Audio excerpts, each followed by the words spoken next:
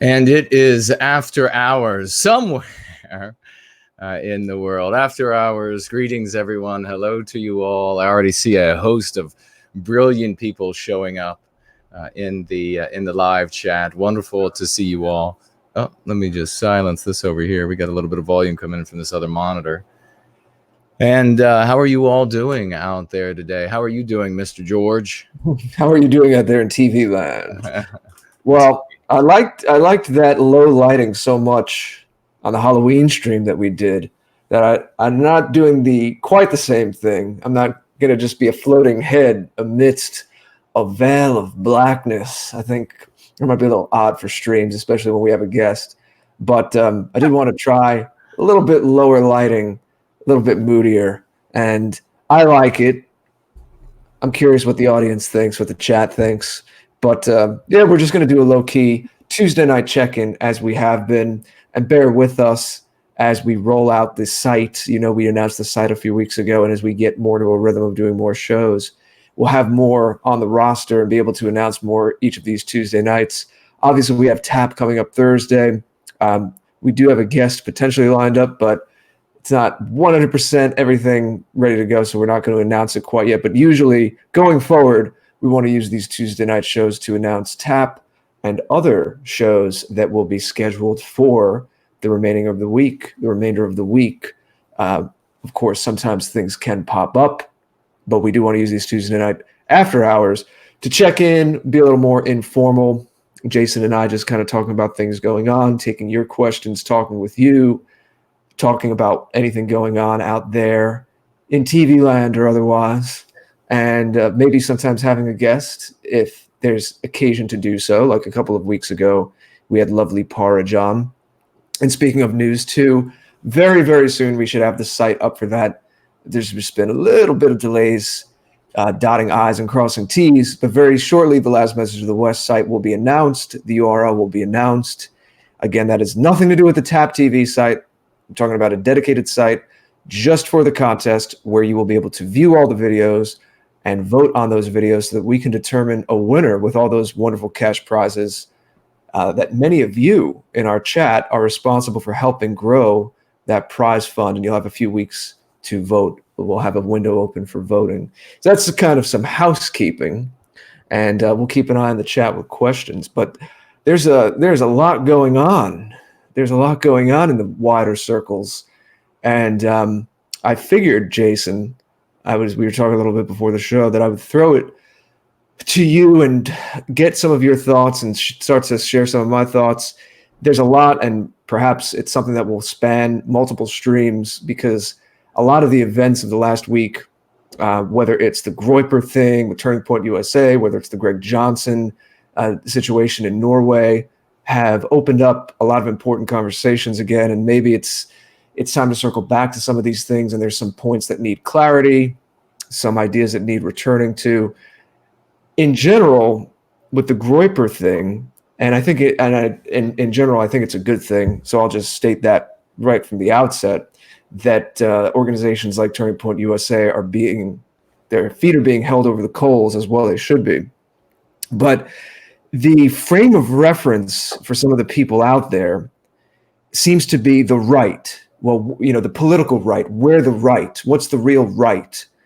And the right, well, what does it stand for? Order, hierarchy, a different aesthetic sense, a different sense of morals, and fighting back against the degeneracy.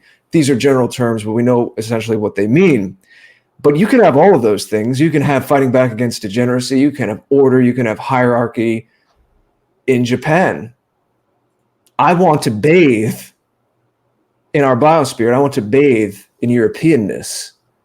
So I want to begin by just opening it this way and saying that while I think it's a great thing that all the hypocrisies are being exposed and these, well, they shouldn't be tough questions, but for them, tough questions are being asked to these Turning Point people, and even elected representatives that are associated with them, like Dan Crenshaw earlier.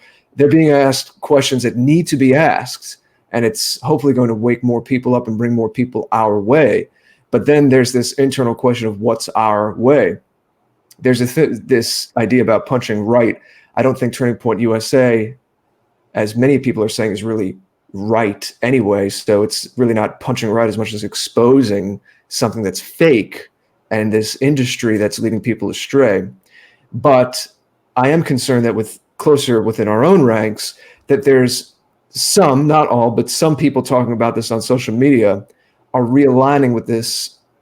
Their point of gravity, their center of gravity is we're the real right, and it's getting away from us as people of European descent, us as white people, and the first and last question being what's good for us. Yeah, precisely. When you fall into this idea of the spectrum of right, left, and by the way, let me just say, because I can't type over on this other monitor simultaneously, that over on Gardening Channel, the great Poseidon is there, our good brother. A lot of other good folks are over watching on gardening right now. Of course, the heroic Roy Danton and many others. So great to see you all. We are back on the main channel together, yes. Right. That is an important thing about tonight, too, you may have noticed. When you, precisely, when you descend into this right-left paradigm, you are accepting the anti-white narrative. You're accepting their story, their structure. And it may seem trite to eschew or to admonish folks to eschew the paradigm, because it has been used in a trivial way in the past, when people want to seem edgy, when they want to seem like they have something special to say, and there's really nothing there, so they just say this: the right left paradigm is false. And then I've seen even these folks, some of these more, I guess they believe themselves erudite conservatives, and some of the other spheres out there, really comical to observe. They'll go into the history of the right and left. How many times have I heard that boring story told, and how this doesn't make sense for today? It's so stupid. It's so banal. Just the right left paradigm traps you in the anti-white narrative. We can say that someone who considers themselves a right winger is going to hold more opinions that are similar to the ones that we hold for white well-being than someone today who would call themselves a leftist, because there has been a significant purity spiraling of anti-whiteism, a more significant one on what is considered the left than on the right. But the right today is rapidly catching up with the left as far as how anti-white they can be. And this has been the case for a long time. And it's a part of the reason why it is a good thing that there are people out there calling themselves Groypers and asking tough questions that reveal conservatism, this cuckservatism, to be something other than it claims to be. You know, this false flag operation that it is has always been leading our people down blind in alleys and giving them, in the end, nothing but heartache. And that's why they end up turning away from politics and the welfare of our people. By the way, Seaver, thank you very much for mentioning Entropy. It is now up and running, ladies and gentlemen, as well as all of the other platforms up and running. But so it's a good thing. But there are, I have some concerns as well about this, because I have a feeling, and these were the same concerns years ago now when it came to the alt-right, and what I anticipated would happen there is, I wonder how many of you have been around long enough to remember the things I said very early on about the alt-right. I was saying, of course, these things. Well, if any of you who are listening, either live or in replay, heard me talk about the alt-right and my concerns prior to me coming onto YouTube and sharing this message on this platform, if you're here, share those memories of what I said, what I warned and was concerned about, because all of those things came true. It was a fad, and people said, "Oh, you can't call it a fad. It's the movement. It's the movement." And I'll tell you now, this Groyper thing, it's fantastic that they're going out, doing what they're doing, asking these tough questions, being irreverent. And that is what the alt-right was. It was this irreverence. But irreverence is not a strategy. It is a behavior. It is not a organizational entity, a vehicle to take our people from this horrible place that we're in, this context that is a living hell, to our nirvana tomorrow. It is something that you can have fun with. And so I strongly support the people who are going out and exposing conservatism for what it is, and those who are organizing these people, those who are having fun.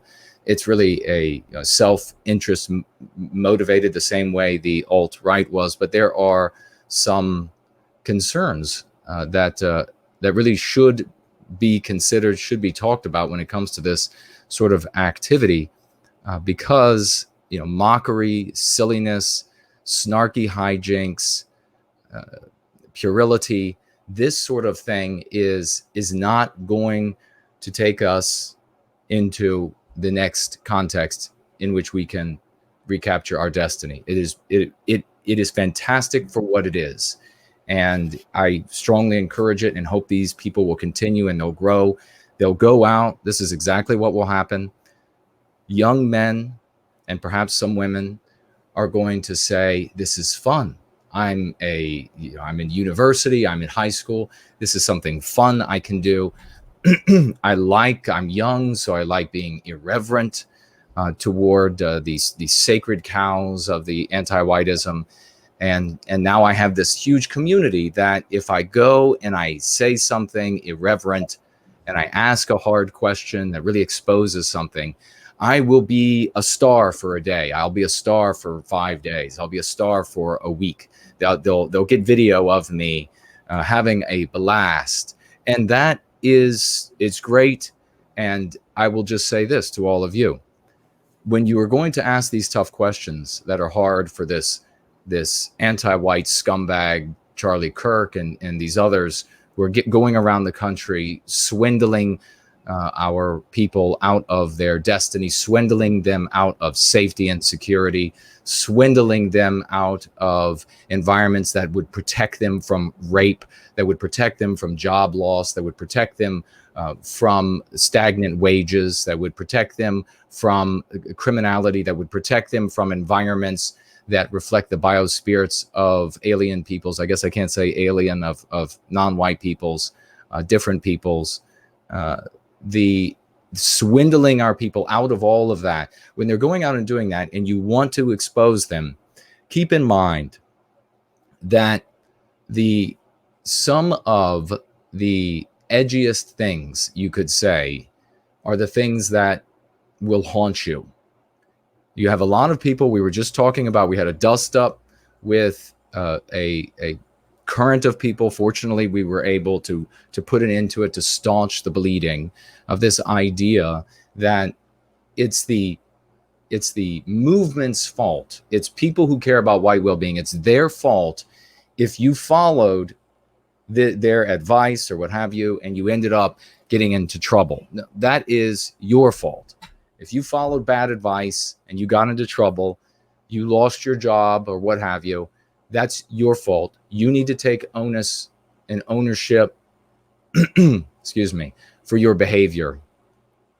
Having said that, now is the opportunity that people should be reflecting.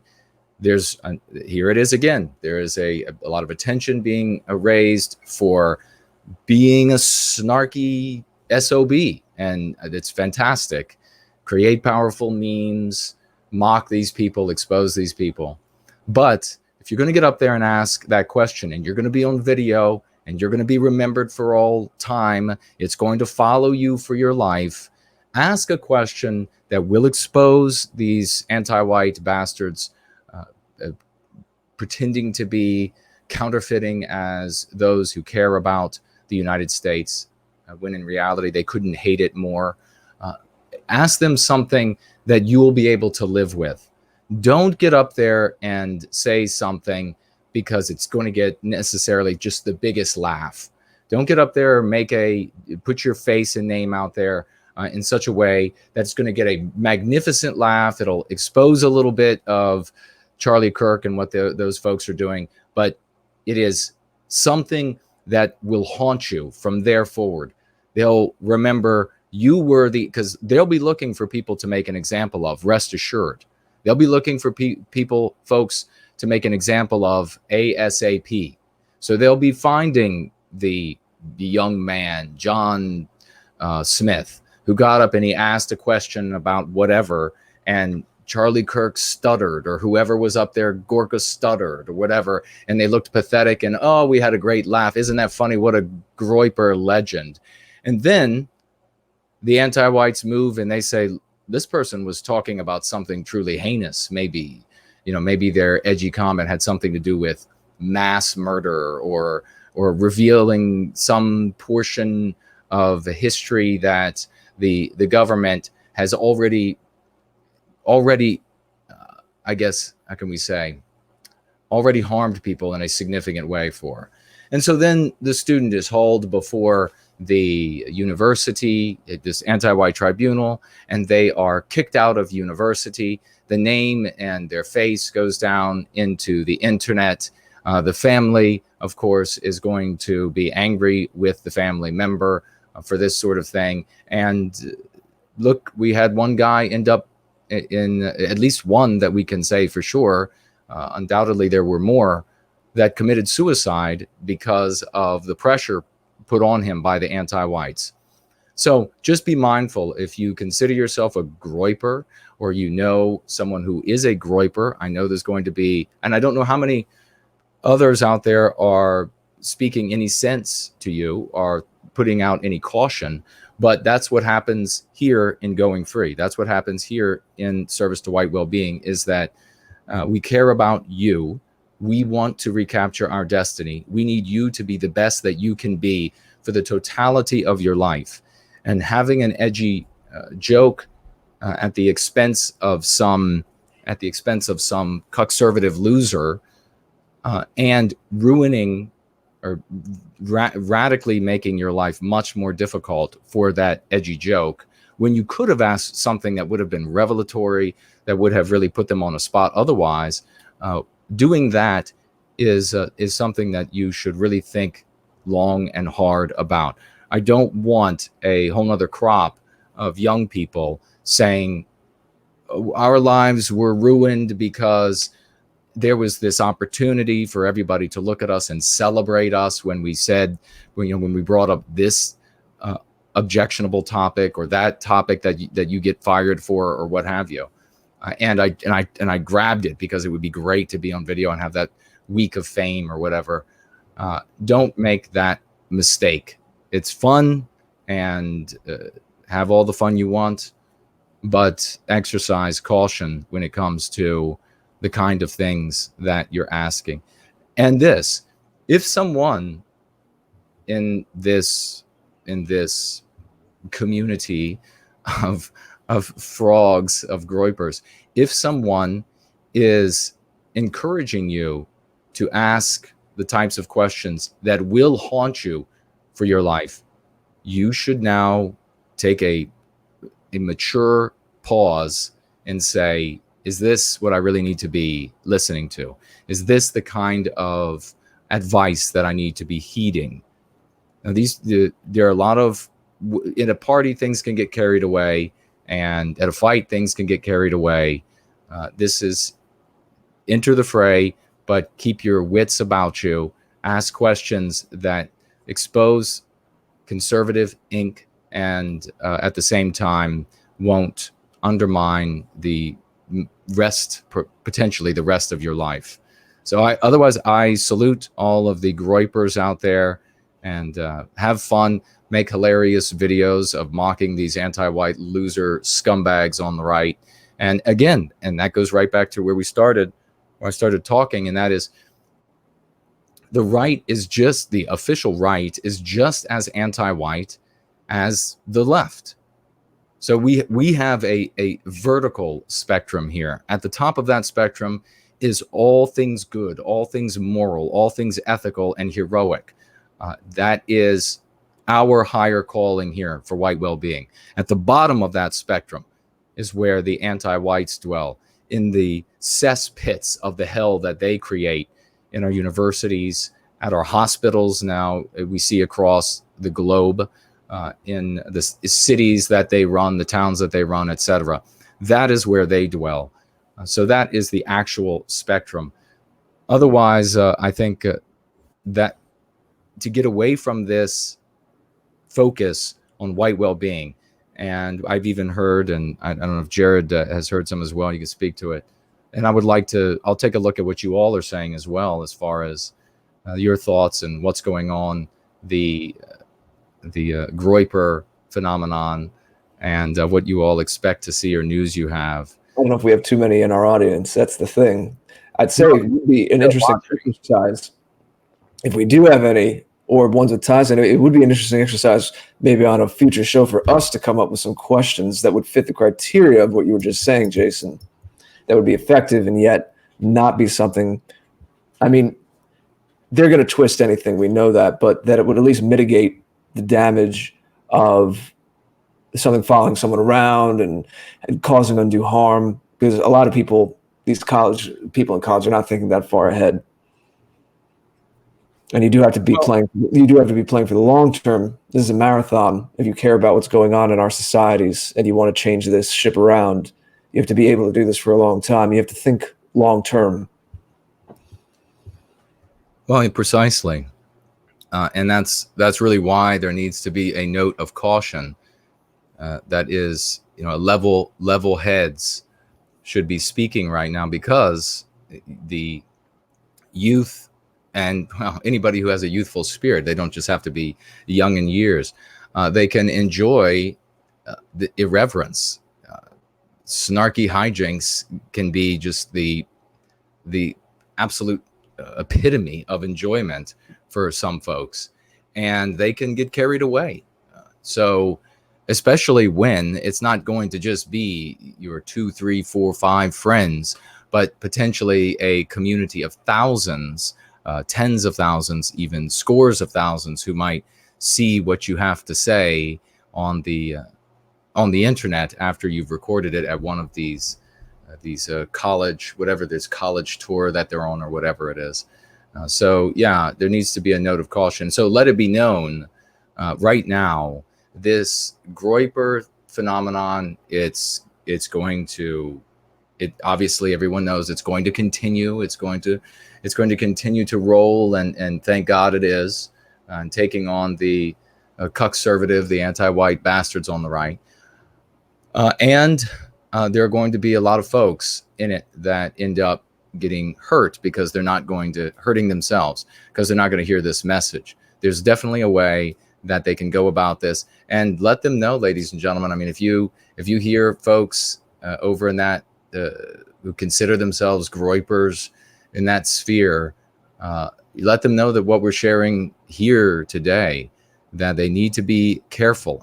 I definitely know we saw it so blatantly in the alt-right, this idea. Once you start down, if you imagine it like this, ladies and gentlemen, if you are, imagine a tree is just imagine a tree. It's the totality of your options.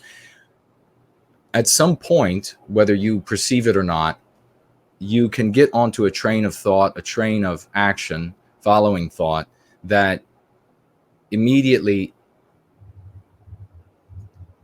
limits and creates the totality of your options.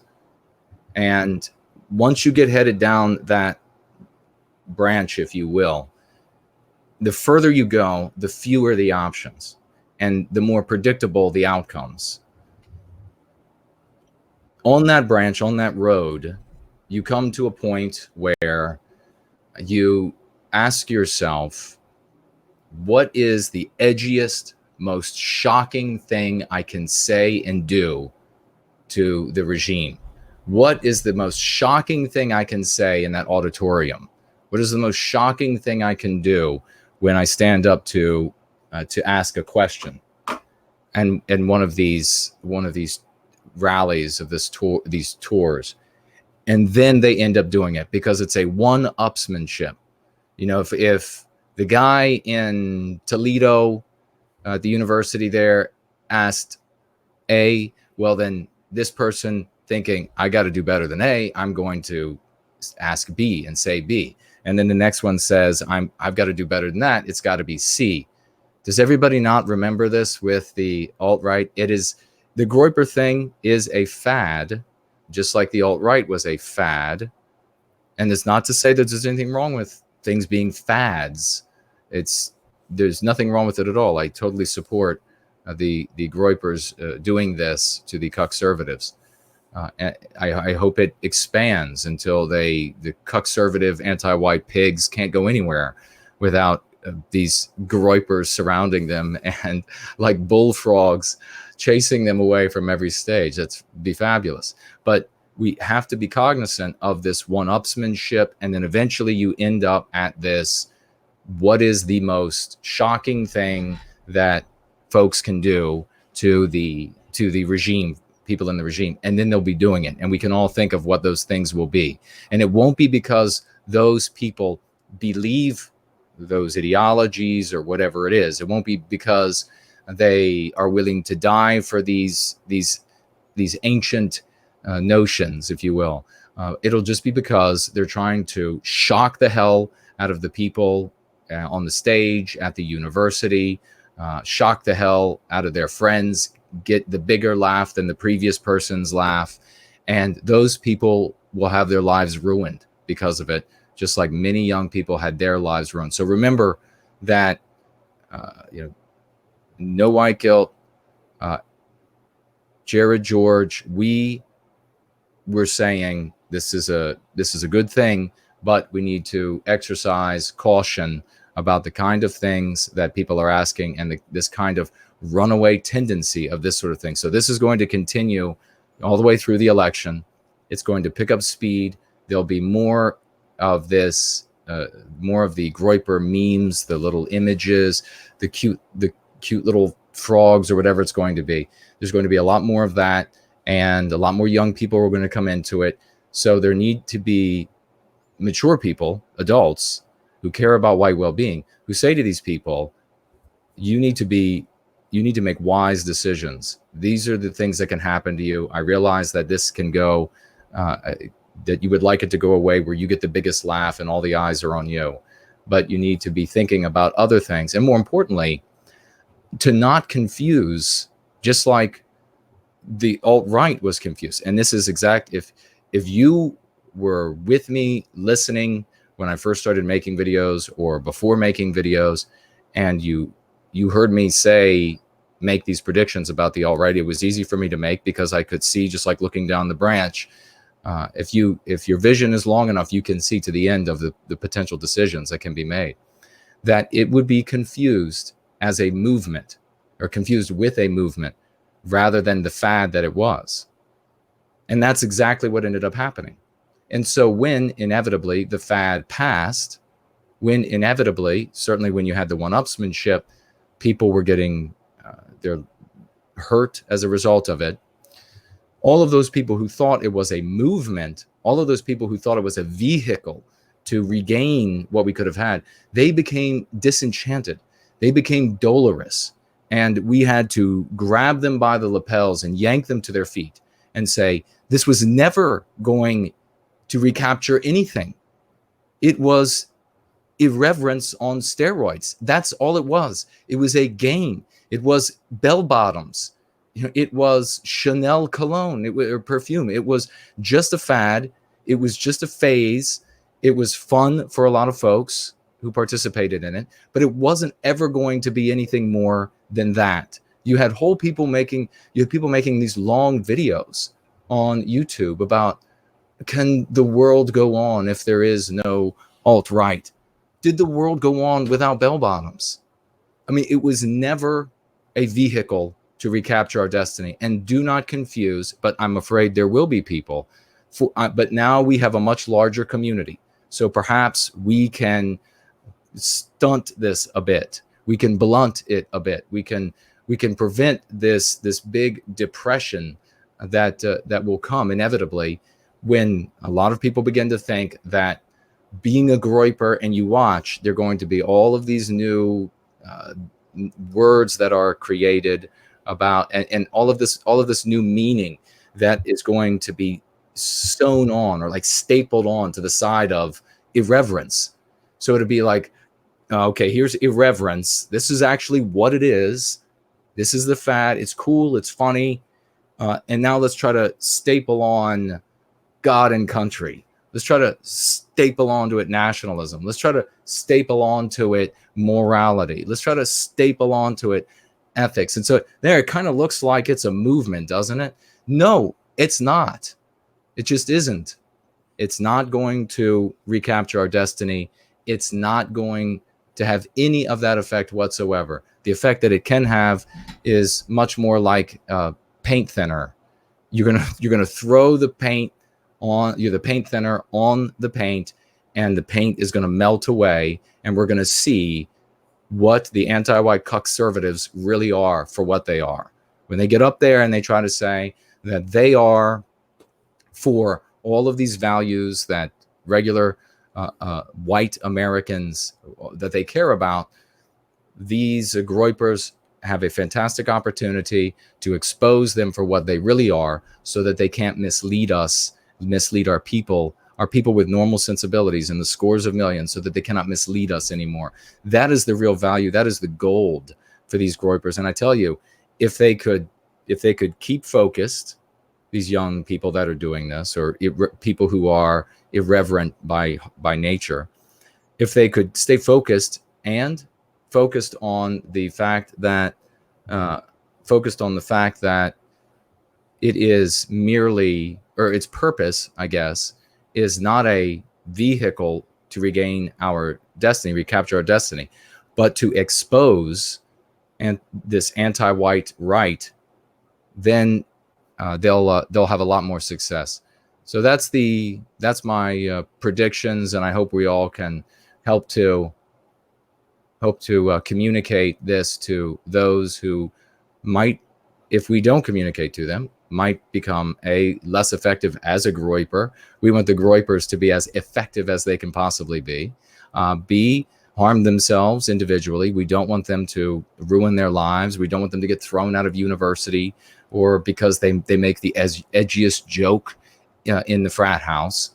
And C, that we don't end up having a great multitude of folks who think that the Groyper phenomenon is really potentially some vehicle to recapture all that we've lost in our countries. It's simply not. Let's not confuse it the same way that people did with the alt-right. I'll take a look at what people are saying. And Jared, if you have anything you'd like to tack on to that. Well, I think they see it differently. From what I've seen, I don't think the one-upsmanship is quite the same thing that we saw on Twitter in 2015 and 2016 during the Trump campaign. Maybe because of things people have learned, maybe because of the fact that it's in real life and you see there's video, people see your face. From what I've seen, I don't think that they're trying to one-up each other in terms of being zany or edgy. I think they're trying to one-up each other and formulating the most laser beam focused question that will expose the people who are up there. Charlie Kirk and Dan Crenshaw and anyone else that's on this Turning Point USA College campus tour. I'm on Patrick Casey's Telegram, and he's been sending out a lot of messages over the last few days, and they're strategizing about how to craft questions. And I think they're seeing it as their moment to, like you were just talking about, of course, we all know this, expose the BS, but then beyond that, take it over and become the right. They feel like they're the real right, and they need to supplant this fake right. And this goes back to where I started, where there's a whole lot of good in that. But what I'm concerned about is when I start to see, and there's a lot of, all of this is just, we all have our personal glimpses into this. It's not like there's been some study. We all just have certain things that we happen to see on Twitter when we're signed into Twitter. So again, I just want to underscore, this is based on just my impressions and the things that I see that pop up when I'm happening to look at this stuff. So that's why it's important to check in and converse about this, and to the extent that we can. I know you're looking at the chat now, see what the chat is saying. But what I see creeping into this is talk about culture and less about, as I began with, the locus or the gravitational pull being race. And that still seems something that people who, even in this Groyper thing, some of them are squeamish about. They're okay to get up there and talk to Charlie Kirk and ask him hard questions about immigration, and question him as they should, or question Dan Crenshaw as they should, about this notion of, well, you come from another country to the US and you go to college, and if you graduate college, then we're going to staple a green card. Have you heard them say this? We're going to staple a green card to your diploma. And they well should be asking, well, what does that do to us? What does that do to the Americans who are here, who worked hard, their parents saved up, started a college fund, they did what they were supposed to do, and now the value of their degree is depleted because there are more people with diplomas in this field. They've been imported in from other countries. There's all kinds of favors, and they're often kids of privileged diplomats or something from these other countries. So you're rigging the game against our own people. Should that be called out? Yes. But the next step further from that is, I see some of these people who are the Groypers, who are the ones asking these questions, kind of taking a step back on the race thing and starting to say, well, it's about culture. Well, to me, in this context, that word is too milquetoast and it's too soft around the edges, because when we start to talk about this word, well, it's just about the culture, isn't that a backdoor way back around to exactly where we are now? Because couldn't you just argue, well, if it's about culture, then you can take in people from all parts of the world who have enough intelligence and sensibility to largely go along with the American mores and ideals, and at least parrot what it's supposed to be about, and you're still going to get the same thing. You're still going to get the high IQ, high functioning, right side of the bell curve people from other parts of the world who rise up in your corporations, who rise up in your social media companies, and they have a different sense of free speech than Westerners do.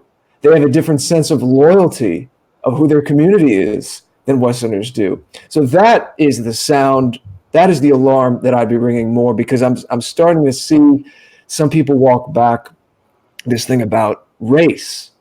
And that really is the focal point of where so much of this lies.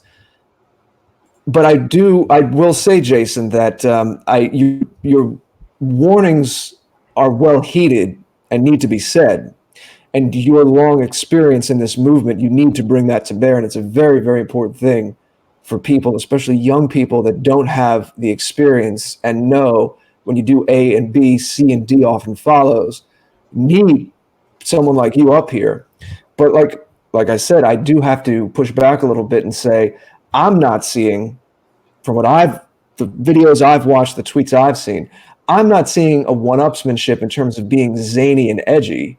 I'm seeing they're really trying to hone questions that are really going to destroy this thing, which is great. I'm just concerned about what rushes in to fill the void. The other part of this, too, is, and I know other people have issued warnings about this already, is just like in 2016, what they need to be aware of is not having the Trump thing co-opt this. We need to remember that Donald Trump Jr. is on stage with Charlie Kirk. Donald Trump Jr. apparently liked a tweet that was, it was the Dave Rubin tweet. I don't know if you saw this Dave Rubin tweet, but this controversial Dave Rubin tweet that's been circulating this week, where he said that they need to, in so many words, curtail any kind of European-based identitarianism and this scourge of that. And apparently Trump Jr. liked this tweet.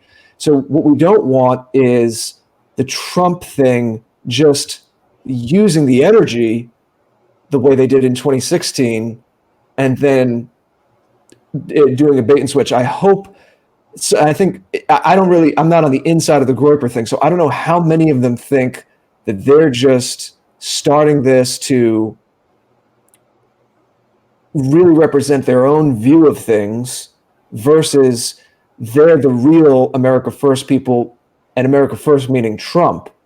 And it's still very tied to Trump. When we were on with Henrik and Lana last week, I remember saying towards the end that I think a key difference, maybe I was being optimistic, but I'd like to think this is the case. A key difference between now and the 2015-2016 era, the last election cycle in the United States, is that because Trump was untested, because Trump he was just a range of possibilities and variables at that point. We didn't know what President Trump would be like. We only knew candidate Trump. All of the shit posters, all of the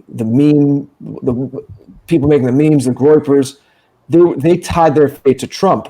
What I'd like to see happen now, and I don't know again how widespread this is we're using this energy to wake people up about us. And it's not tied to Trump.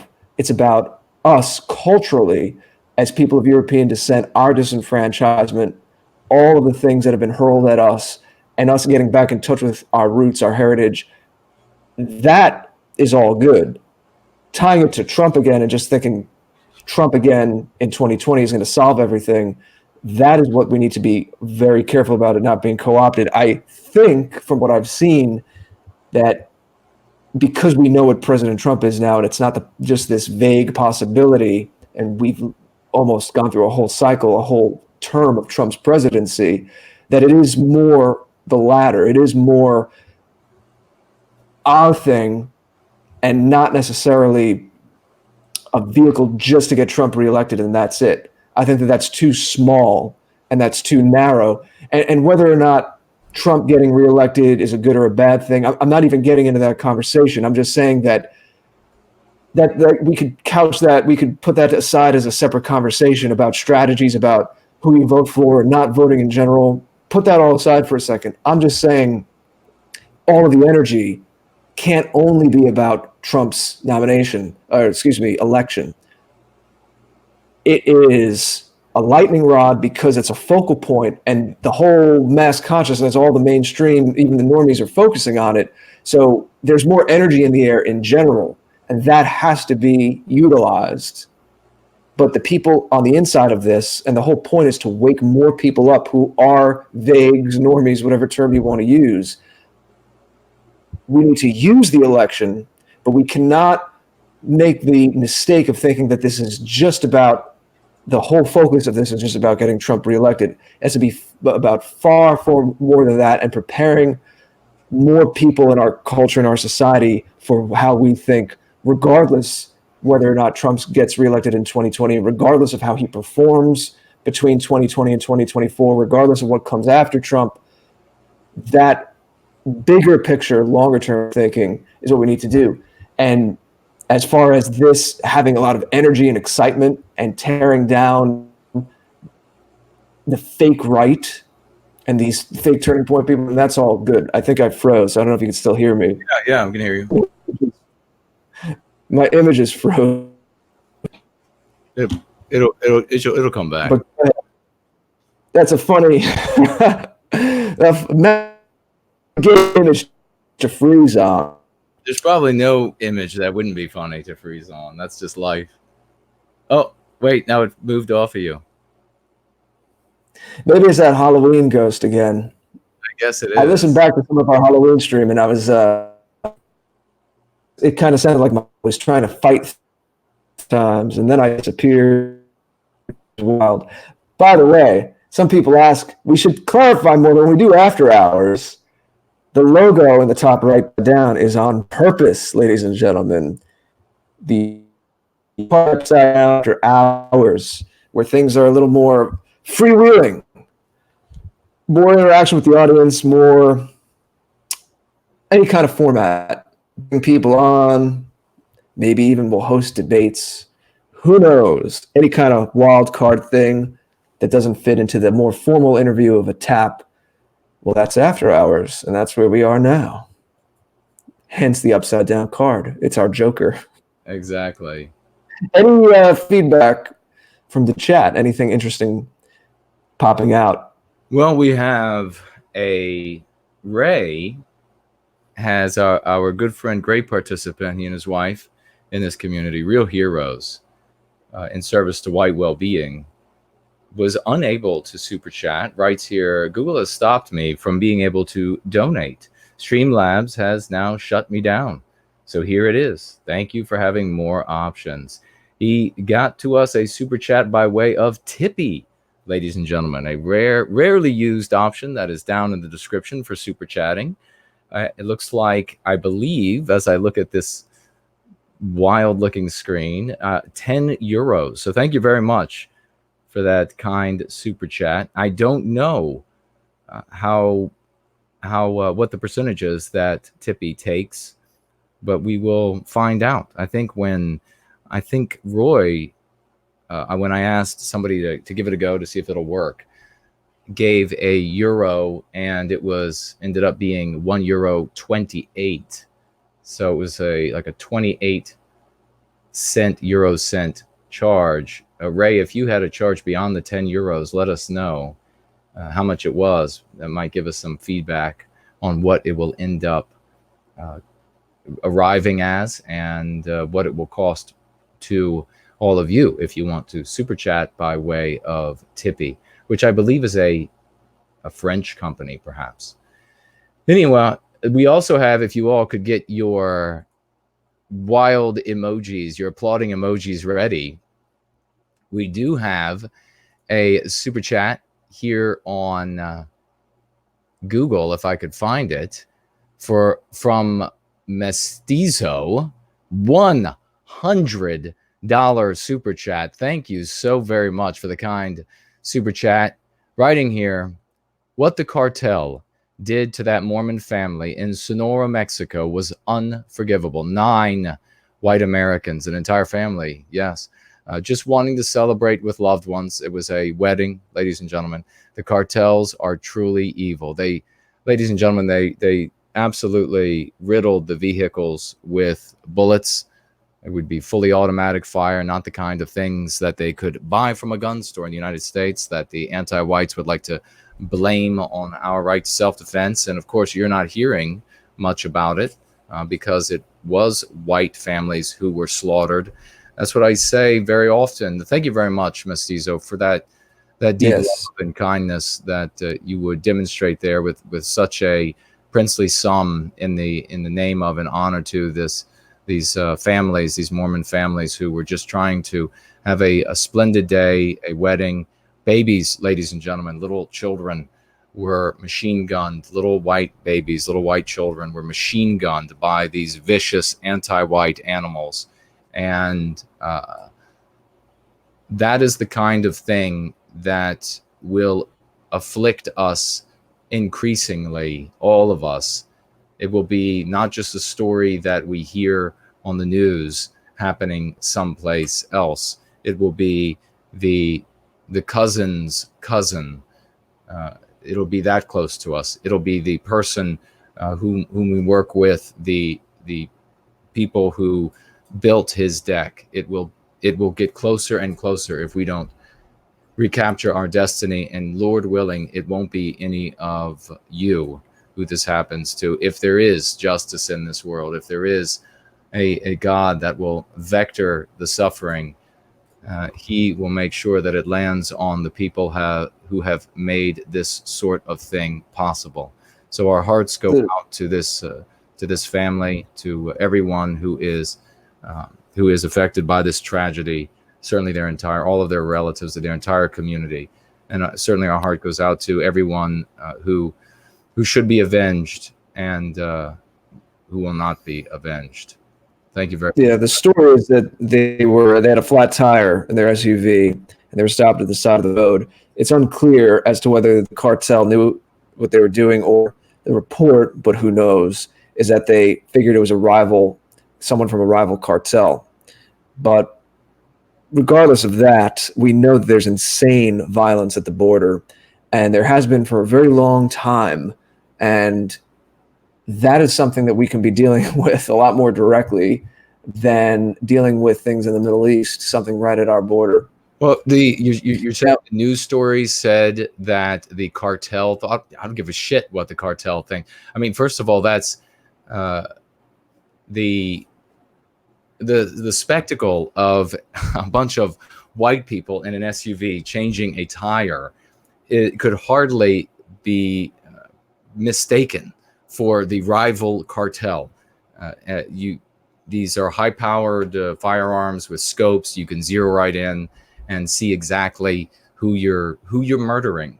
So if the reporter wrote that this excuse, which I wouldn't be surprised at all, that an anti-white reporter would give an excuse to a murderous anti-white cartel, especially if they were non-white anti-white cartel, they would say, well, yeah, it's terrible, but you know what? They mistook it for another cartel. That tells us nothing about the event that took place. Tells us everything about the writer who would say such a thing, who would try to excuse, rationalize, and defend the monstrous behavior of these people and the way they behave. It was just, it's kind of the same thing when the same sort of it's the same sort of stupidity that informs this anti-whiteism to make these hateful excuses for monsters who would gun down a family. Because rest assured, if a bunch of white guys gun down a non-white family, no reporter is going to be saying, well, they thought it was a rival gang. They thought it was a rival gang, and so that's why they murdered all the children in that car. And it would just be the anti-white narrative writ large again, written in the sky and around the planet Earth. But this is the same sort of they wouldn't make that excuse the other direction. Right. They twist themselves in knots in the ocean, if anything. And it's the same sort of stupidity. I mean, I since I was a child, I've always wondered about this stupidity where they would say, yes, the shark ate the person, but the shark just thought it was a seal. The person was a seal. I don't care what the shark thought. The shark ate a person. How do you know what the shark thought? Why are you giving an excuse for the death to legitimize the death of someone's child, someone's father, someone's parents, this is just people with low IQs. I mean, that's just, sometimes you just have to say it like it is. These are just people with low IQs that say that sort of thing. But let's see, I think we definitely had something else. Zero Talon back again, a great participant. $5 over here on Cash App. Thank you, my dear friend. Writing, I'm part of the white, not the right, with some certain lines around it. I'm part of the white, not the right. $5. Thank you very much, Zero Talon. That's what I've been saying. Yeah, this is the sort of thing again, and you're making a great point there with that, Jared, that we don't want to go down this road that it's something, because that's what the conservatives do. And I'm not saying that this. I don't know if Groyper General Fuentes has said any of the comments like, well, we're just for the culture, or we're just for the. I don't know what he has said. I tend to think I've seen that in tweets, to clarify, not from anyone with a name. People out there in the audience. Just quickly speak to Chatter's concern. Someone in the audience here tonight. Yes, the Groypers do talk about demographics. If I wasn't clear on that before, they very much do talk about changing demographics. They're trying to put that in Turning Point USA's face that they don't. I have just seen certain things where they double back to this idea of culture, or they talk about the point of the demographics is making sure Texas doesn't flip blue or things like that. While that's true, what we talk about here week in and week out. The kind of video I just made, the Who We Are video.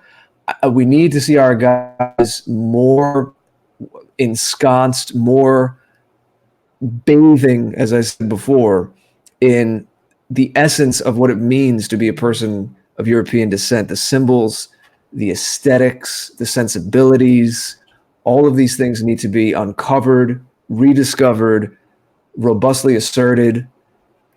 Not when I say rediscovered, I don't mean play acting in the past. I think anyone that watches our show knows that. But it'll have different expressions in a different day and different age. In our day and age, it'll be different than the way it expressed in past days and ages. But it's more about the spirit, the biospirit, wonderful term that Jason here has coined. And that's that next step. I see this as it's kind of like opening the door, this Pandora's box. I love the energy, and the irreverence definitely has a place, so long as people heed what Jason was saying before about thinking long term. But the next step is really realizing that there's this level to your identity that is rooted to where you come from as a people. And again, there's so many different touch points here. So I stop myself from going on because there's people in our audience who know this and have heard me say this all the time, but there might be new people. So just to say quickly, can't unpack it all tonight, but yes, there are white peoples. I've seen this critique that white is this fake construct, and people in Europe don't have this sense of being white. First of all, that's not really true, because we talk to people from Europe all the time on our shows, and there's no disconnect. There's no sense of, well, Jared and Jason, you guys are white Americans and you are more Amerimuts, and maybe the term white means something in America, but it doesn't mean something here.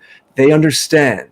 All the people we've talked to in England, in Germany, in Sweden, in Greece, in Australia, around the world, whether it's in Europe or one of the other Western societies like ours here in America, everyone we speak to on our shows week in and week out, they know that there's an ethnic component. They're Swedish, they're British, and there are smaller regional components even within that. But there's also a larger umbrella to being of European descent, to being white, which is just a way to say European descent. It's not just your skin color. It's not skin deep. There's a lot more that goes to it. It's just a quick marker. That, again, is what my Who We Are video is largely about, is these little touch points of all these things that connect us.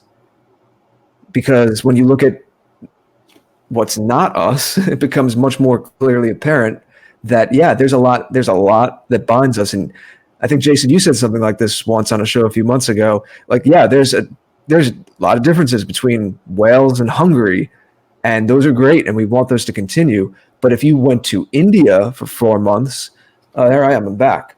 If you went to India for 4 months, and then you were Hungarian, but we took you to Wales, or you were Welshman, and we took you to Hungary, you'd be like, oh, okay, at least you're back in European civilization.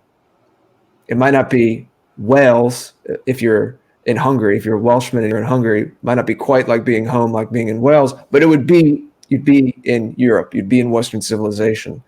And all the norms and everything that's comfortable and right, it would be there. And you'd recognize it. And you'd be a hell of a lot more comfortable. And you'd be like, okay, I get it. I get it now. Yeah, it really is something that when you are in an environment where the biospirit of Western kind is reflected back at you, you know it. Even if the language is foreign, you feel it, you harmonize with it. You could go to a non-white country where everybody is speaking English, and you're going to feel that disharmony. You're going to feel that incongruity. Everyone who has gone into such environments experience this, and you don't need to go to a foreign land to experience it. Merely go to a part of the city or a town where they have transformed that town, where non-white peoples have transformed that town to reflect their biospirit, and you go ahead and have a little stroll. Now, there's still going to be, they haven't been able yet to tear the buildings down and remake them all in their image, but that's coming. nonetheless, you'll still feel the discord. You'll still feel the disharmony. And once they do have the ability to remake the landscape, to tear the buildings down and make them in an image that harmonizes with them, which of course makes perfect sense, then you will really feel the disharmony and how out of place, how uncomfortable you are. And that is the world that if we do not give of ourselves, that is the world we will bequeath to our young, our babies and our grandchildren, this horrific nightmare where they scurry from safe zone to safe zone, afraid, uncomfortable. That is the kind of thing that I am not going to sit by and allow to happen. I will say, I did have come to mind one of these Groypers who Mrs. Horst just super chatted $9.99. She's not a Groyper. Thank you, Mrs. Horst. A beautiful woman with a flock of children and a wonderful husband, and they are a fantastic family, gleaming example of how we all should be. And thank you so much. $9.99, saying a lot with that super chat. Thank you, my dear lady. And please say thank you to your husband as well. I have seen at least one Groyper video, and I've heard of another that I have yet to see, that asked very edgy questions about events in world history that are very likely to haunt those individuals long after they got to make those edgy comments. So there are some who are doing that. Good on people like Patrick Casey, who are strategizing the best kinds of questions to ask and to really expose. Let that be that's the, and I don't know if, I referred to Nick Fuentes as a Groyper general. Is he? I mean, this is what people have. They didn't call him the Groyper general, but they all say that he's sort of the figurehead of the Groypers. Well, there's a lot of energy coming from his shows and a lot of direction coming from his broadcasts over the last week or two now. Okay. Well, I hope that he is also cautioning and making the objective for these young people the objective is just to expose these anti-whites in the conservative or who claim to be right-wingers, who claim to be conservatives, just to expose them for what they really are, rather than let the objective become what's going to, it will function both as exposure and get a great laugh and be really edgy as all hell, be the person who asks the most irreverent thing. I hope he's really pushing toward the former rather than the latter, because the one I saw, it could very well haunt that young man for the rest of his life. What do you say to the person? I could imagine someone asking this in the chat, who puts it back at you and says, when is it going to be time to ask questions about these incidents in a public forum like that might wake more people up to questioning the official narratives? Well, when we hold power, if you're going to be in a public environment and ask and challenge the specific elements. Now, there are a lot of things that you can challenge in a public environment, and will reveal, for example, these conservatives to be something other than they claim to be, or I guess broadly what they claim to be. Because I think to an increasing degree, they're saying things like they embrace these degenerate activities and things of this nature. There are certain things, though, that the government relies on for their control over the population, certain elements. And if you become and certainly other pieces of that sort of national narrative, that there are extremely powerful entities that rely on.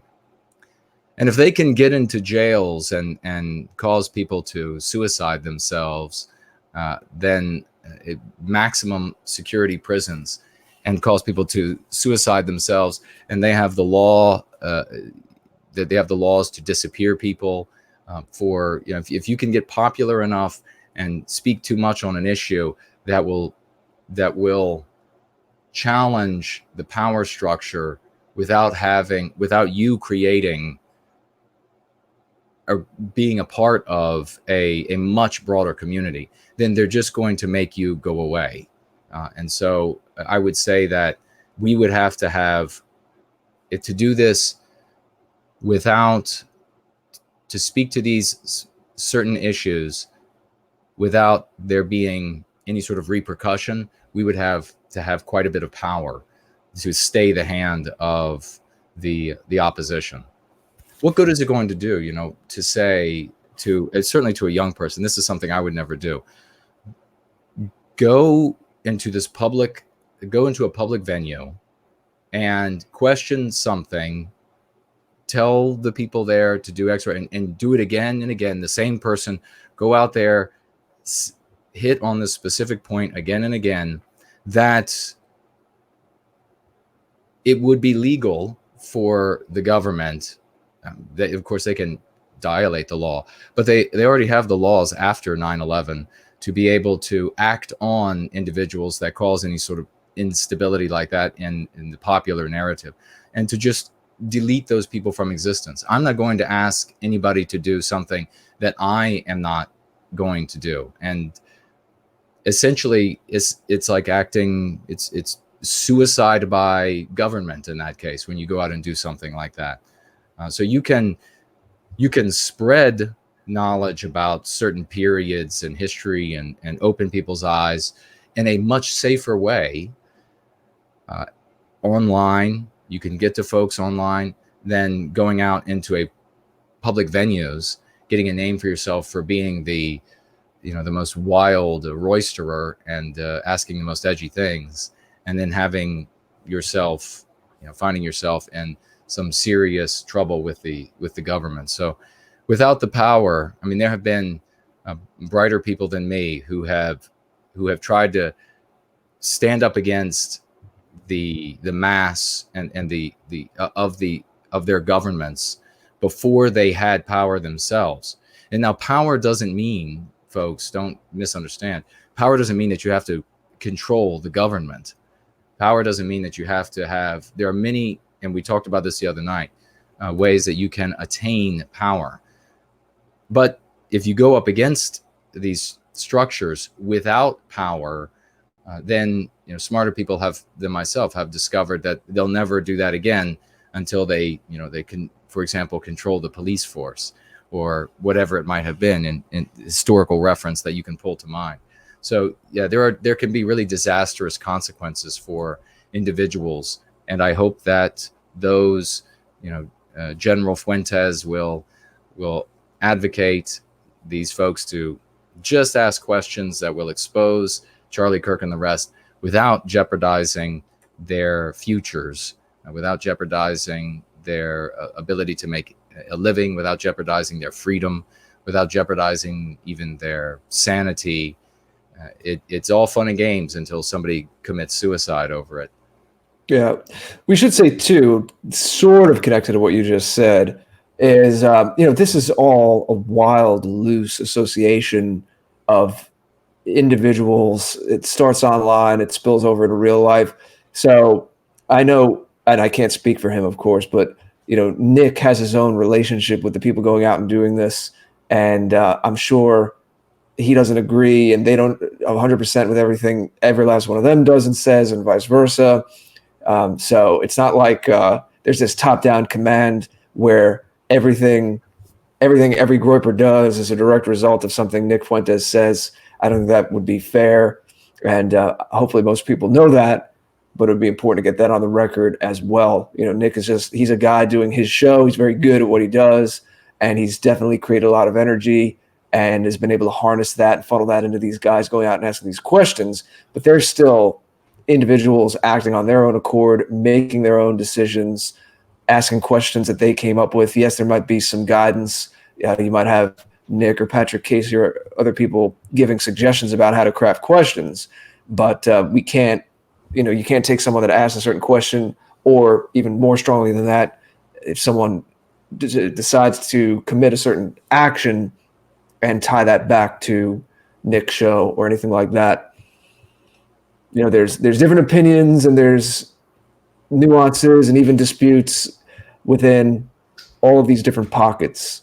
So it's not like every last Groyper speaks for Nick. And I think we just need to be careful and protect everyone when it comes to having conversations like this. I know some people have been asking about Greg Johnson, and I would direct people to the Skansa YouTube channel because Frody has a quick interview with a lawyer who's decided in Norway to take up the case. Speaking of Biospirit, it was interesting to note that Greg on Countercurrents, he has released a quick statement and was saying how well he was treated by the Norwegian authorities. And I would imagine that's because the Norwegian authorities are still Norwegian to a large extent. And so he was treated with the kind of respect and courtesy that you might assume from people in that society. So at least he says that he was treated well. I don't want to botch any details. So there are more details. You should go read Countercurrents. You should go look at the Skansa Forum YouTube. But I know it had something to do. The scary thing is that it was preemptive, that they kicked him out of the country, but it wasn't technically a deportation because he could have returned right away. I'm very unclear. I think all of us are unclear on all the legal technicalities because they were using certain words like deportation, but then there were aspects of it that didn't quite fit that definition of deportation. But the scary thing is, the bottom line is that he was taken out of the country before giving the speech because they thought the speech would incite some kind of national security threat against the state of Norway. And again, from what I understand, and we would like to have Greg on the show, so I'm sure he'll be asked to do a lot of interviews. He's been on our programs many times. It'd be wonderful to speak to him. Of course, he's welcome to come do so soon. But from the information I have gathered at this point, I believe what happened is that Antifa presented certain things Greg Johnson had said to news outlets in Norway. And it's scary that Antifa has the ear of these journalists who have the ear of people who make these decisions. That is one very telling element here. And I believe what happened is that because we're talking about Norway, is that they cherry-picked things Greg Johnson had written about Anders Breivik. And he was the guy who, unfortunately, committed the heinous act of going to a camp in Norway with a gun and shooting children several years ago. I'm sure most of you know of that incident to some degree.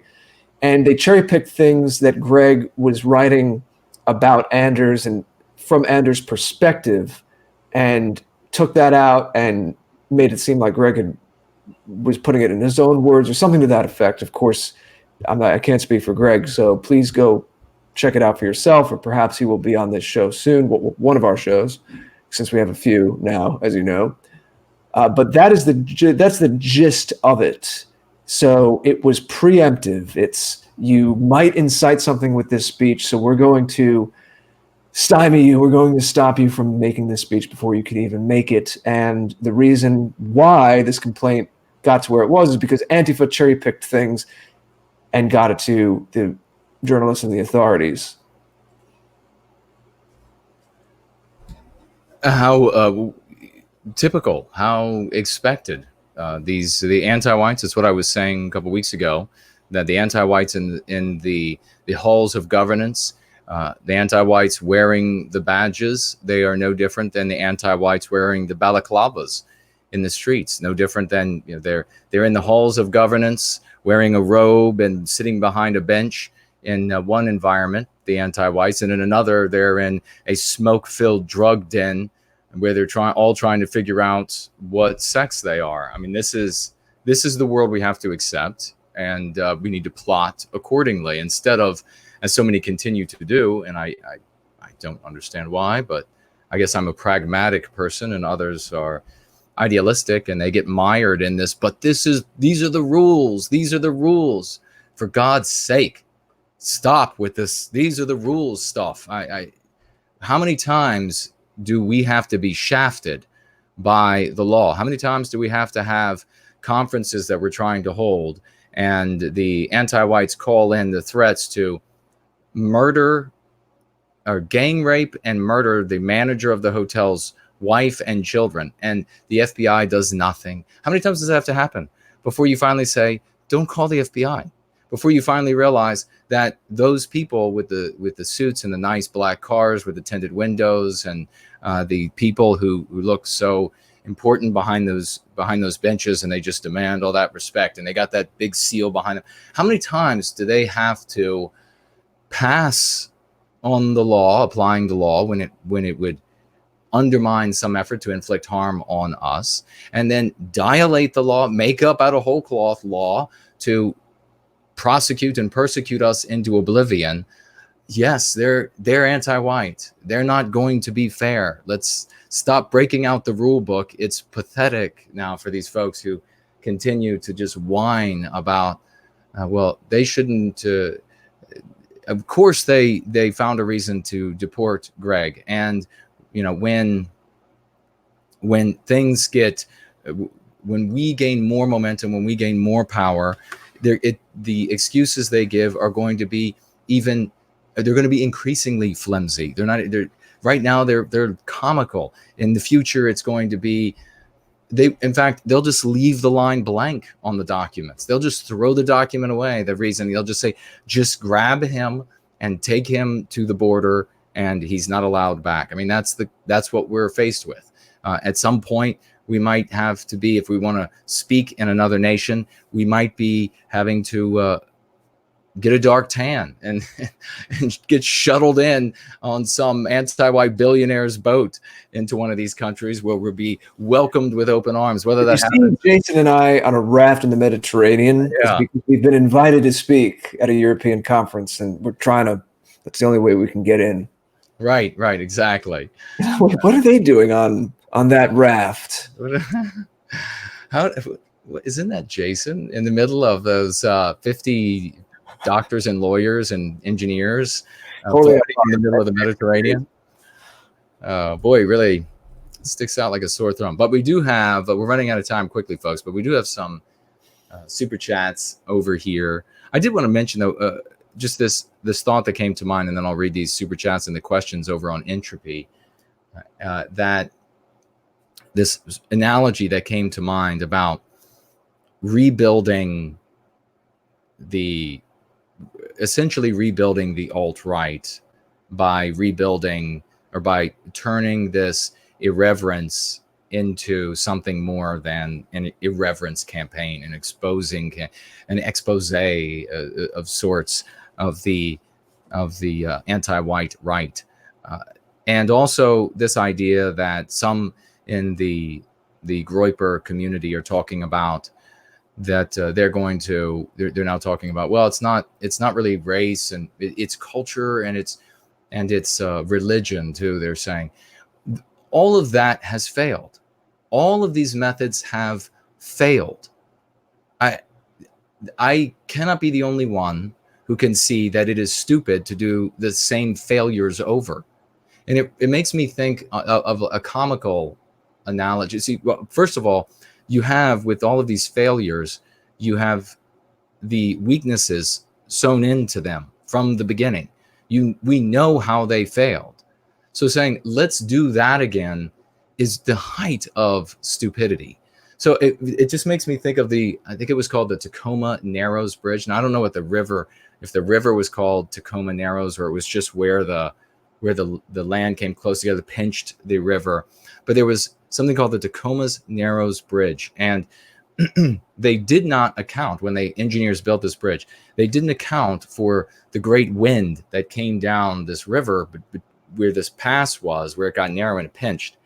And so a vibration got started in this bridge, and it vibrated more and more until it ripped itself clean apart. There's spectacular footage of it. And I'm not sure if a person died. If they did, that's tragic. I do think a dog died that was trapped in a car.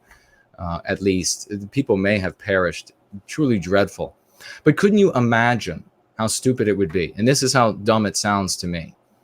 Can you imagine how dumb it would be for the engineers to go back to the drawing board and say, how do we build a bridge to cross this Tacoma Narrows Gap? What should we do? We know these winds come down through there, and they think about it for a while, and they really can't come up with something. And so then finally they say, I know, let's rebuild the bridge we had. Let's just build the same thing over again. The thing that failed, but because of these winds coming down the over top of the river, being pinched by this canyon or whatever it was, it was a bridge. People could get from this side to that. People could get from this hell to that heaven with that bridge. But true, the bridge failed, but we can't come up with anything else, so we're just going to build another one. Ladies and gentlemen, you're not going to be able to get from this hell to that heaven on one of these bridges that have failed in the past. And I hope that plenty of you are able to figure that out. I hope that plenty more of our people out there are able to figure that out for themselves. No old form that has already been defeated by the anti-whites is going to succeed against the anti-whites.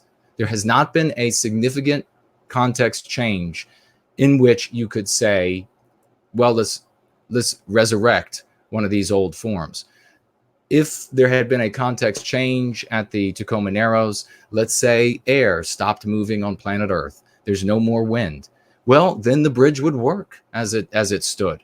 The wind wouldn't cause the vibration, and the vibration wouldn't continue the oscillation. And Just need to stop the wind. Yes. That's what some of these philosophical arguments amount to. Right, exactly. So stopping the wind, then the previous form, the previous structure, that previous bridge from here to there would work.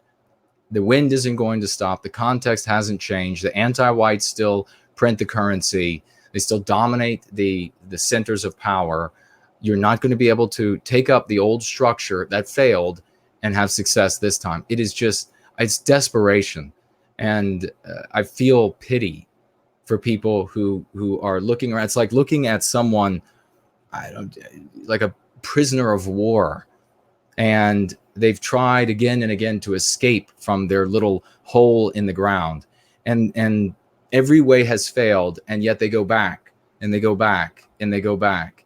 And it's just, you're looking at an animal that is just trapped in its misery and doesn't have the intelligence to see its world for what it is and to reevaluate and make new stratagems to rectify its situation, to achieve its objective. This is, in a way, it's just pitiful. And in another way, it's infuriating, because I know that it's so tempting for folks to want to grab on to something that's familiar to some degree than it is to put their shoulders behind something that's new, something that nonetheless, we'll be able to look back and say, obviously, the whole going free, taking on the psychology, treating us for the psychological warfare, building community. Obviously, that was what was going to work for us. Why didn't everybody see it then? Well, everybody's not seeing it now because it hasn't been done. But people can look at the old forms and say, well, look at how powerful that was at one point. Look at how this, and so it's extremely alluring. And when the thought influencers begin to say, we should go this direction, that's this old form, just look at what it was, they are really misleading their flocks. And it's a pathetic thing to see. It's a sad thing to see, especially because their flock should be working on something much more productive than trying to resurrect a broken bridge that's just going to end up killing another dog and whatever people were on it. We have $10 from Rib, $10 super chat over on Google. Thank you very much for that kind super chat. Writing here from a pro-white European homosexual. Well, thank you for sharing your sexuality with us. I don't know if this is an attempt to turn us into a Turning Point USA type thing too, but if you're being serious, you wouldn't be the first here in this chat. And the mere fact of that we don't take issue with. It's the weaponization of it, as many other people talk about, and using it as a wedge to break down norms in the society. That's a whole other thing. But yeah, you're not going to get us throwing any epithets at you or anything like that. As we say, we welcome people that are here for a white positive experience, and we appreciate it.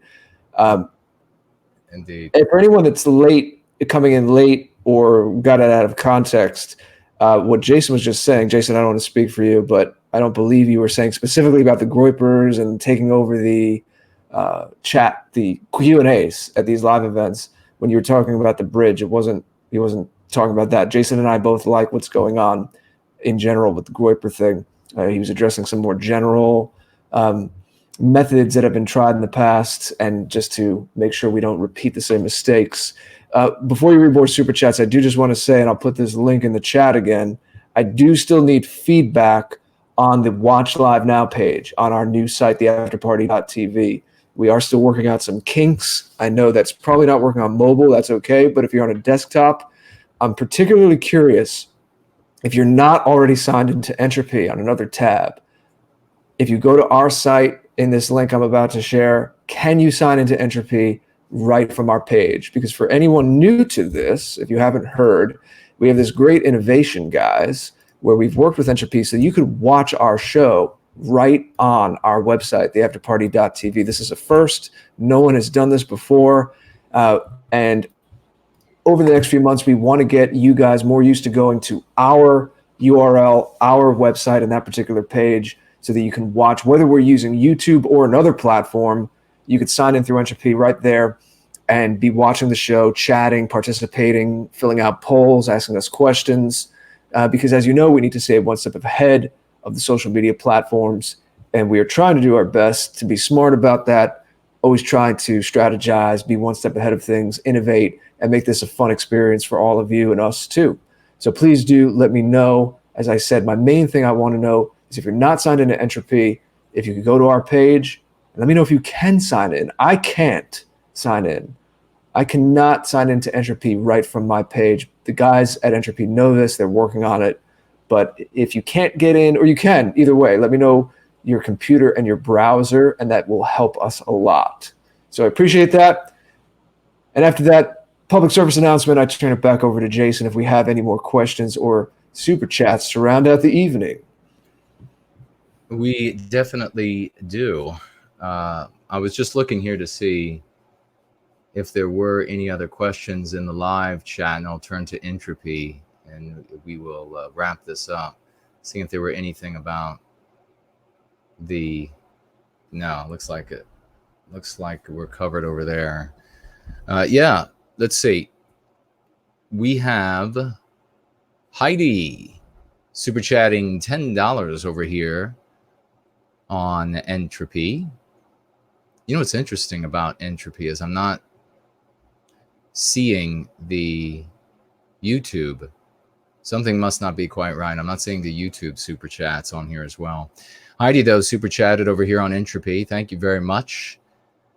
Writing, would you welcome this Groyper community? Would you welcome this Groyper community? I think you would. But would you? Because I see them as kids who need guidance, not to diminish what they are doing. Absolutely. Most of them, they're either literal young children or young adults, or they are young adult of we'll say spirit, or say perhaps, and they're absolutely welcome here, and I support their courage to go into these events and challenge this status quo of the anti-white right, asking the right questions. We only ask of them to heed the advice that we have given when it comes to asking the types of questions they're going to ask. There are plenty of questions that will put these anti-whites on the right in a corner and make them look bad, expose them to the world for what they truly are. And there are other questions that these Groypers, self-identified Groypers, could ask, which will be deleterious to their futures. and they need to be careful about that sort of question. And I guarantee you, unfortunately, Heidi, we will see some. Like I saw the one video, and I hear that there's another one where they are bringing up topics that will be injurious for their lives, or very likely. So we'll follow them. So let's hope that they heed the advice, and that those who are influencing these people. I know there's not, like Jared George was pointing out, there's not a rigid structure, but people like General Fuentes or Patrick Casey or whoever is doing a large part of the influencing of these opportunities that these people have to expose the anti-whites and the conservative movement. I guess it's just the same thing, just to call them anti-whites on the right, that they would also warn them about the kinds of questions that will ruin their lives. We had young people who came to the alt-right, a lot of them, and they heeded advice, they heeded direction. They weren't given proper advice. They were put into a milieu where they could get a lot of attention and a lot of pats on the back and a lot of attaboys, a lot of, that was funny as hell, man, that you did X, Y, or Z. And then they ended up suffering the consequences of that. There were no adults there. This is a different, serving white well-being is not the kind of environment where we are going to allow our young people to just wipe themselves out. And undoubtedly there will be some who will find that objectionable. Why won't he just let us, have fun, man, or whatever? That's fine. Those people can be self-destructive, but there will be many who will heed the advice, that hear this. There will be a high percentage of those who hear this advice or hear it from any of you that will then think twice about bringing up particular historical events and the like. That is not going to help anyhow. It's just not going to help. You're not going to ask a question that is going to cause people to Google a period in history, and that one little moment of you saying some snarky thing and getting away with it, and somebody saying, well, what is that? And they Google it and they look it up. They're going to think they've landed on the wrong thing. They didn't hear you right. And, or they're going to see what they come across, and they're not going to suddenly be red pilled out of their brainwashing, out of all of the MPs, out of all of the fear of thinking otherwise and being a heretic. They're not going to suddenly come to your side because some 17 to 23-year-old asked an edgy question that led them to a search, or it's just not going to change anybody's mind. You're just going to harm yourself. So ask productive questions. And thank you very much, Heidi, for the $10 super chat. And bring the Groyper kids in. Devil's advocate there for a second. Sorry? Can I play devil's advocate there for a second? Sure. I know it's still dangerous, but I think the 17 to 22-year-olds are not thinking about people much older than them who have been indoctrinated in all this. I think they're thinking about people their age or even younger, and taking down that sacred cow and saying, we can ask about this. And I think that there is a growing consciousness. Again, I'm not taking anything away from it being, you're playing with fire. And Jason, you're very right. And you have the experience in this for many decades now to know what happens and to warn people the right way. So I'm not taking that away from you at all. But in the mindset of them, and I'm just thinking about how to reach them, I don't think they're really worried about, even a 30-year-old when you're 17 seems ancient.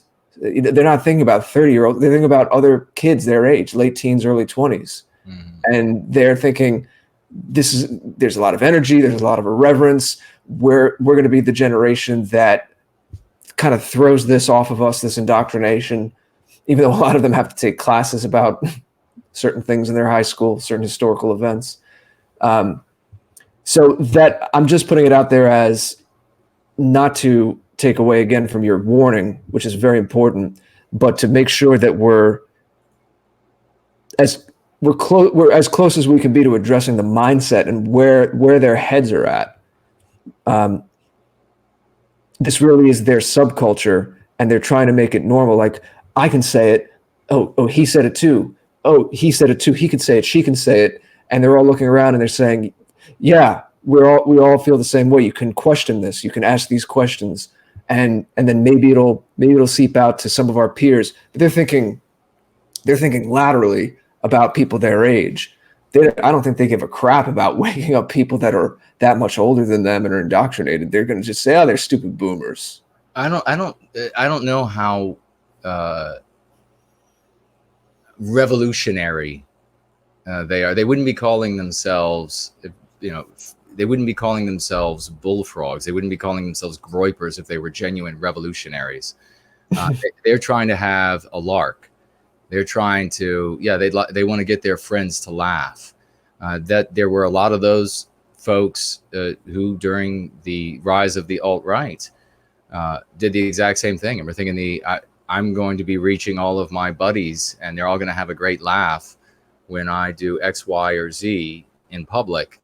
And at least for them, there was a bit of some of them had a more of a revolutionary spirit, a more take on the system spirit, and not just this comical dance with these cartoon characters and things of this nature. But what ended up happening? I mean, their friends, they didn't influence them all to just take on all of the system above them, and just say, look, we're going to be irreverent. We can talk about these things. They suffered severely. There was a lesson taught to the masses when all of these young people, hundreds, were harmed by the kinds of things that they ended up going out and chanting, the kinds of things that they ended up going out and saying, and more importantly, donning the attire of the antagonist in the anti-white narrative. The anti-white narrative says that this is what the bad guy in society looks like. And it's the same thing as, taking us back to like medieval Europe, and everybody's a Christian. And so they want to take, this is my analogy of the Christians in medieval Europe. So you have the youth, maybe some of the youth, they say they don't like the church running the state. The state says, if you don't like the church running the state, you're a Satanist and you believe in all of these things. And then the youth going out and saying, I know what will really shock these elders, I know what will really reach my peers, is they will say that they worship the devil. They will say that they fly the devil's banner. They will say that, look into this period in history. It was actually the devil was actually good, not the Christian. I mean, that is going to have disastrous effects. They don't have a community to rely on. They're individuals out in the breeze. They're like seeds that are tossed out into the wind, and they wither before the inferno that the state, in all of its manifestations, can wield against them. So, I mean, I don't doubt. I have a lot of confidence that they are going to be trying to get a laugh out of their friends, and try to say that the authorities won't let us talk about. There are plenty of things that the authorities would not like our young white people talking about, that they can talk about and not ruin their lives talking about. There are other things that they're going to talk about them, and the structure is going to make an example out of them. It is, and I don't want that. I would rather not see that happen to anybody. I'm afraid it will. So we have Marcus Cicero. Thank you so much. $50. $50. Thank you. He also is one of the ones who made our prize fund larger for the contest. So thank you again. Yes. He writes that he is being blocked from super chatting is scary. Better test now. This should be $50 from me, sent from Entropy via theafterparty.tv. Well, it worked.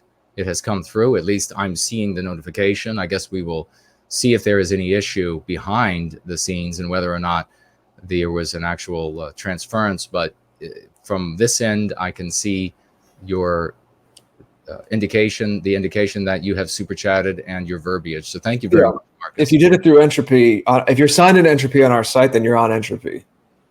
And I appreciate people have been giving comments. Some people have gotten on, some people haven't. But yeah, the super chat is through. And like I said, we will be working out kinks, and soon you can all be right on the URL of our site, specifically the Watch Live Now page, to watch these shows. But I really appreciate some of the feedback, and I welcome any more. Again, it's not working on mobile, so don't no need for feedback on mobile yet. But if you're on a desktop, let me know. If you're not signed into Entropy elsewhere on another tab, if you can sign in right from the embedded portion of Entropy on that link. I'll put it, actually, now that I'm talking about it again, in the chat.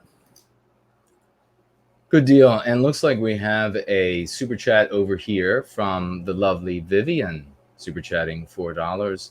And she added several leaves, it looks like. It looks like autumn leaves. That's lovely. Thank you very much, Vivian, for that kind super chat of $4 and reminding me of my favorite season of the year. And I think, let me check Tippy before I turn back this way to see if anybody else came in on Tippy. I don't see any others. I don't see any on the familiar alternative either. And over here we have Heidi back again on Entropy, $10. Writing this time, thank you so much, Heidi. Okay, so I have sent Nick a couple of super chats. Small, my husband wants to let you know that I can send them to you.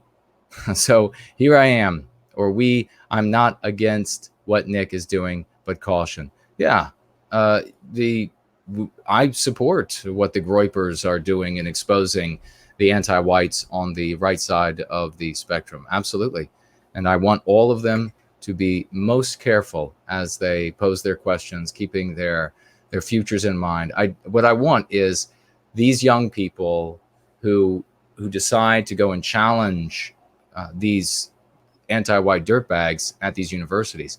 What I want is for this to be their first step into something that is an actual vehicle. So they can go out, they can consider themselves a Groyper, challenge these anti-whites on the right, and then eventually they can go free. They can start treating their mean pathogens, come to our rapidly growing community for White Wellbeing, and really become a productive member. Now, that might mean that they have to stay in the shadows. I would rather have them in a stable, secure place, healthy place where they can get married, have children, rear them in love for our people, and be able to participate in whatever ways that they can participate, even if it means, as I say, that they have to do it from the shadows. I don't want them to go out and ask a question that they end up living a pretty miserable life.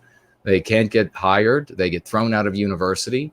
They have to work minimum wage with people who hate them because they're Westmen, and they can never escape from it.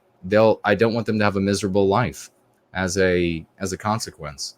And here's the thing, folks. Remember when we had the discussion about the whole war thing and how easy it would be, all this violence, and I said this is exactly what will happen. And then it was days later, and what I said would happen happened. And then a couple of months after that happened again. And then unfortunately, this is going to happen. We're going to be reading stories in the coming weeks about some guy that asked X, Y, or Z, or some lady, the young woman that ended up saying something that was over the top, didn't need to be said because it wasn't going to expose anything, it wasn't going to be changing anybody's minds, and any more so than just having these conversations. Remember, in Soviet Russia, no one spoke out about communism being a farce.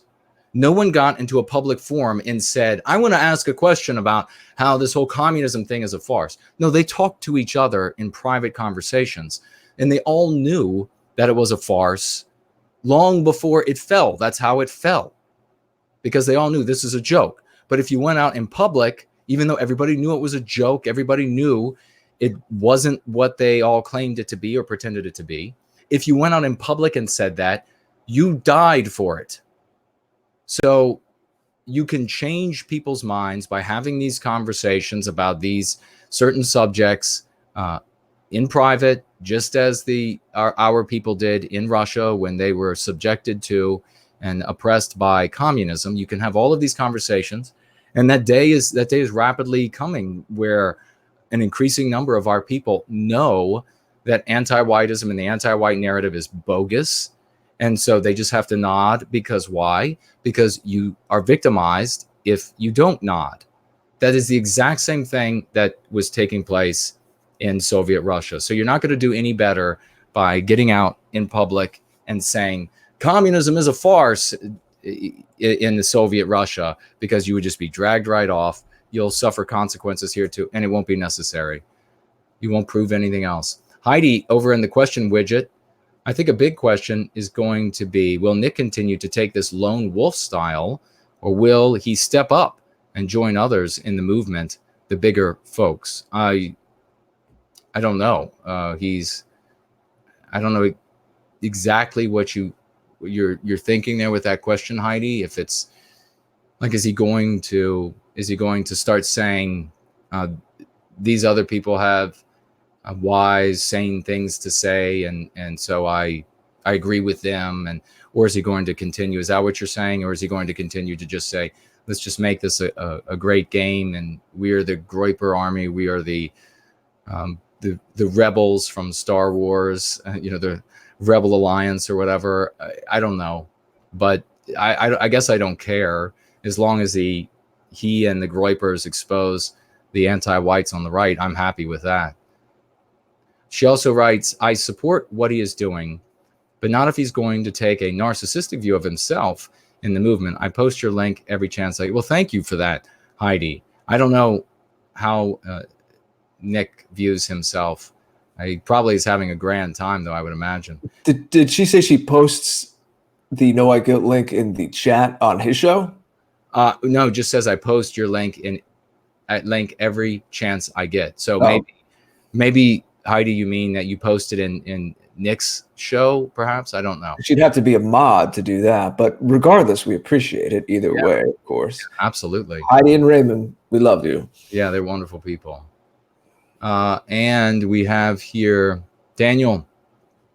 I hope we would stop the censorship, but he isn't smart enough to know what got him elected. Talking about Trump there, obviously. Yeah. He's actually, by the actions of the Trump family, are demonstrating that they are part of this false right. They are participating in this false right, the theater of the debate, the contest for politics in the United States. It's totally bogus. They've revealed themselves for what they are. He had an opportunity to take on the censorship. He is not. And I guess the reason why he's not is he knows he doesn't need the help of the population to get him elected this coming time. So he just has cut us loose, doing a favor for the, I guess, other power holders by allowing them to suppress, oppress, and censor us into oblivion. A king, a general, a king would not allow his troops to be decimated if he needed them. So that's all that really needs to be understood about what's happening with Trump and everybody who helped to get him elected. Chain reaction. Do you agree that we should stand up for, you write minorities, they're non-whites. We don't refer to non-white people as minorities because it casts them in this precarious, delicate scenario, this delicate light, like they need to be coddled or they won't survive. So do you agree that we need to stand up for non-whites? Doesn't seem worth it getting stabbed over a seat. Not sure what specifically. Jared, do you have any idea what that might refer to? It sounds like it's referring to a certain news story, but I don't know what that news story is. Or perhaps is it Trump always talking about non-white employment numbers, non-whites this, non-white that, President Blacks Built America, Trump, and he's saying all of that so that he can just stay in the presidency. If that's what you're asking, it's definitely it's definitely not worth it, because when he says these falsehoods, when he's talking about only about the needs and concerns and the welfare of non-white people, he is expressly, blatantly ignoring the needs and welfare of the white masses of this nation, who have developed this, this political social Stockholm syndrome, where they just more harm for us. Yes, ignore our welfare, ignore our suffering, ignore our needs, ignore our hopes and dreams, ignore our future, ignore what we want for our children. Just keep ignoring us because you're doing something good. Then this is how so many of these people think now, especially when they have put their faith in a politician, which is the dumbest thing that you can possibly do. Heidi says, when I post your link, it's on conversations, links to websites, YouTube videos, everywhere. If I can type it, I type it, especially when I see our folks needing, Yes, I do know. Thank you so much, Heidi. That's brilliant. You and your husband are beautiful people, and we are very lucky to have you in our community. Thank you so much for that. Let me have a quick look here. Polygon says, well said. Jared, any final thoughts as I check to see if there are any final super chats? Well, I think we've said what needs to be said, and we're just preparing for the rest of the week. As mentioned, we have TAP coming up. I appreciate all of the feedback about the site and watching Entropy, watching the stream right on the Watch Live Now show on the afterparty.tv. So again, that's the new big news, where all of our media, all these shows, places Jason and I have appeared, and of course your community videos will be. We are still putting up old shows from the last year and a half, so bear with us. But the archives are growing. Please do visit the afterparty.tv. Share that around as well. There'll be more built out into it. And please do sign up to the newsletter. Going on, we didn't talk too much about this tonight, but you all know there's been a lot of censorship over the last few weeks. We had the Red Ice thing a few weeks ago. Our own contest channel for the contest Parge and I started, that got taken down just when we were starting to do premieres on YouTube. They took down the dedicated YouTube channel for that video contest. So we had been working on this for a while, and it was high time to share it, even though we're still building it out, the afterparty.tv, because we have more control, much more control over that. The newsletter there as well, direct way to contact you. So please do go sign up to that. It's under the Keep Up to Date page. And there also should be on the right side of any post you're on, there should be a way to put your email in right there as well. So please do check that out, especially if you haven't been there before. Let us know how the site looks. Let us know how it's working for you. And since I just mentioned the contest, I said this at the beginning of tonight's show, but if you weren't here, we will have a special dedicated website, totally different than the TAP TV site, nothing to do with the TAP TV site, a dedicated website for the contest Parge and I did, that we have over 24 people, last message to the West. And we're going to have voting, cash prizes. That will open up very soon. We'll give you the URL for that very soon.